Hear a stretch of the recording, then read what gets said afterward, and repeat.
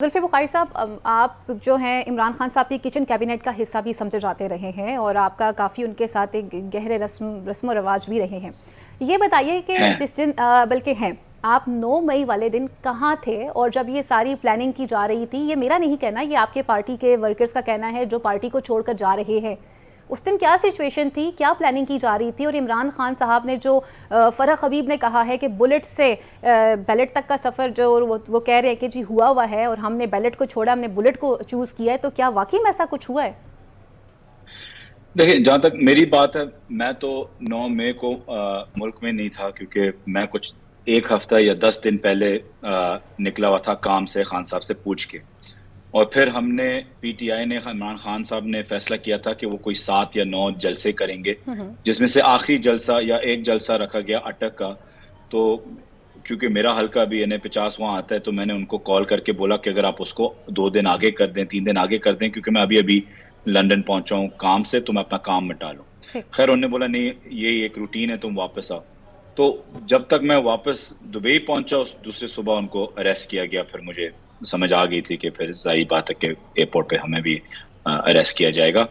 لیکن بات یہ ہے کہ چاہے میں اس میٹنگ میں تھا یا نہیں تھا، کیونکہ میں ملک میں نہیں تھا تو میں نہیں کہہ سکتا کہ میں اس میٹنگ میں تھا، لیکن یہ کوئی ایسی کبھی میٹنگ نہیں ہوتی کہ اچانک ایک واقعے کے ساتھ کوئی عمران خان کہہ دے کہ جی اچھا آپ 30 سال سے ایک پرامن پارٹی رہے ہیں، لیکن اگر میں اس دفعہ اریسٹ ہو جاؤ تو تم یہ جلا دینا، یہ کر دینا. ایسا بالکل ممکن نہیں ہے. پہلی بات تو یہ ہے. دوسری بات یہ ہے کہ فرح حبیب صاحب کے آپ ان کی انٹرویوز اس 9 مئی کے نکال لیں. وہ خود کہہ رہے ہیں، پریس کانفرنس میں کہہ رہے ہیں کہ فیصل آباد کا مجھے پتہ نہیں تھا، آرڈرز دیے گئے تھے. خود ان کی ویڈیو جہاں وہ کہہ رہے ہیں فیصل آباد پہ اس پل پہ آ جائیں، اس جگہ پہ آ جائیں، پرامن رکھیں.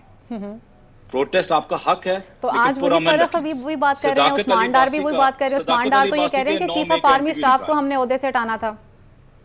جی میں نے کہا جو آپ فرح حبیب کی سٹیٹمنٹ کی بات کر رہے ہیں، عثمان ڈار نے بھی اسی سے ریلیٹڈ ایک بات کہی ہے کہ چیئرمین تحریک انصاف کا یہ پلان تھا کہ ہم نے چیف آف آرمی سٹاف کو ان کے عہدے سے ہٹانا ہے. دیکھیں بات یہ ہے کہ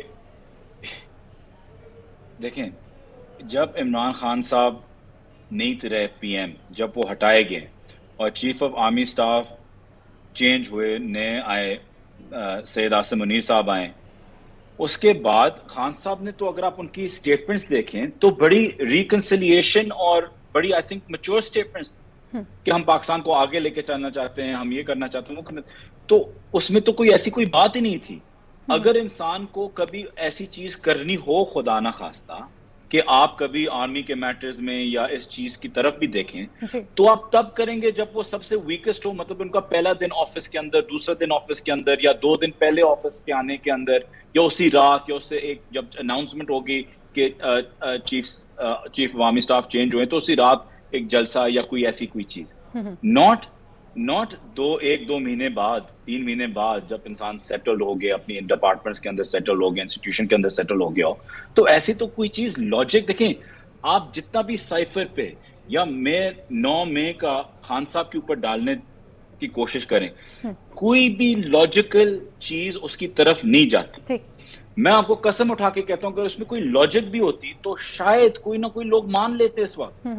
مطلب 250 ملین کا ہمارا ملک ہے، اس میں سے ایک بندہ تو مان لیتا نا کہ اس میں کوئی اس دلیل میں کوئی دم ہے، لیکن کوئی مان نہیں رہا. تو اس کا مطلب ہے کہ سب کو پتہ ہے کہ 9 مئی کا یا آپ کا سائفر کا یا ایسی کوئی چیزیں وہ خان صاحب کے اوپر آ ہی نہیں سکتی. دوسری بات میں آپ کو یہ کہہ دوں کہ خان صاحب تو جیل میں تھے، تو کیا انہوں نے یہ ساری چیزیں جیل سے ارینج کی تھی جب سارے ایجنسیز ان کے آس پاس ہے، لا انسٹیٹیوشنز، لا انفورسمنٹ انسٹیٹیوشنز ان کو گھیرا ہوا ہے، وہ بند ہیں کسی کمرے کے اندر، کیا وہ میسیجنگ وہاں سے پھر بھی کر رہے تھے؟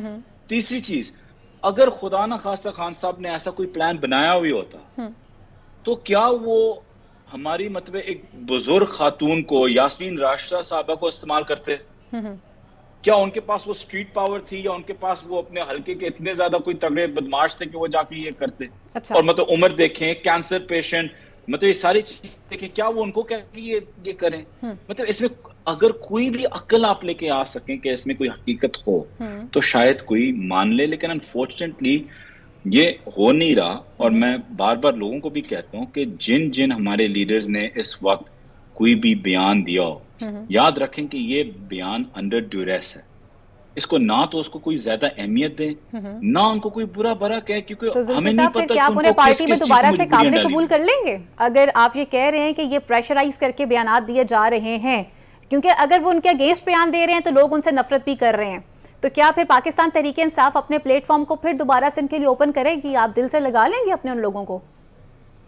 دیکھیں میں پھر سے کہتا ہوں، جن لوگوں کو اغوا کیا گیا، جو ایک سسٹم کے اندر جیل کی صورتیں ان کو نہیں دی گئی ہوں، ان کو نہیں، ہمیں نہیں پتا کہ ان کے ساتھ 10 دن 2 ہفتے کیا کیا ہوا ہے، کیا کیا مجبوریاں ان کے سامنے ان کی آئی ہیں، زیادتیاں ہوئی ہیں، یا کیا ان کے اوپر بولا گیا کیا گیا.